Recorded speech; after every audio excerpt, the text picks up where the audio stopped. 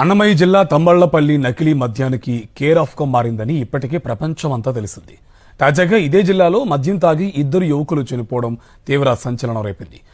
Beer తాగడం వల్లే చనిపోయారని పోలీసులు చెబుతుండగా అది నకిలీ మద్యం కావచ్చని గ్రామస్తులు అనుమానం వ్యక్తం చేస్తున్నారు. మరోవైపు పోలీసులు పోస్టుమార్టం నివేదిక వస్తేనే వాస్తవాలు వెలుగులోకి వస్తాయని అంటున్నారు. అసలేం జరిగిందో ఒకసారి చూద్దాం.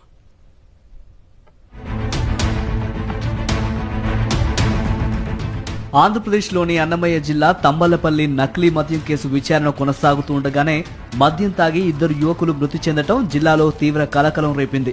కేవీపల్లె మండలం బండవడ్డపల్లిలో ఇద్దరు సాఫ్ట్వేర్ ఉద్యోగులు మద్యం తాగి అనుమానాస్పద స్థితిలో మృతి చెందారు. సంక్రాంతి పండుగకు స్వగ్రామానికి వచ్చిన ఇద్దరు యువకులు అదే గ్రామానికి చెందిన మరో నలుగురితో కలిసి మద్యం తాగారు. వారిలో మణికుమార్, పుష్పరాజ్ తీవ్ర అస్వస్థతకు గురై చనిపోయారు. పండగ కోసం ఊరొచ్చిన ఇద్దరు సాఫ్ట్వేర్ ఉద్యోగులు ఇలా మృతి చెందడంతో బండవడ్డిపల్లిలో విషాదం నెలకొంది.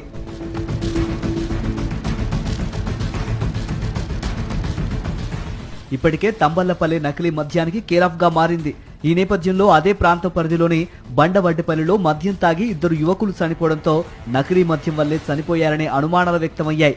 ఈ క్రమంలో వారు మద్యం తాగిన ప్రాంతాన్ని పోలీసులు పరిశీలించారు. మిగిలిన నలుగురిని అదుపులోకి తీసుకుని విచారించారు. అతిగా మద్యం తాగడం వల్లే ఇద్దరు సాఫ్ట్వేర్ ఉద్యోగులు చనిపోయారని రాయచోటి డీఎస్పీ కృష్ణమోహన్ అన్నారు.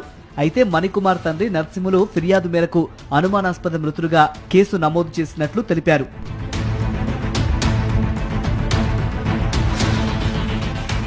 మరోవైపు నకిలీ మద్యం తాగడం వల్లే చనిపోయారని గ్రామస్తులు కొందరు అనుమానం వ్యక్తం చేస్తున్నారు.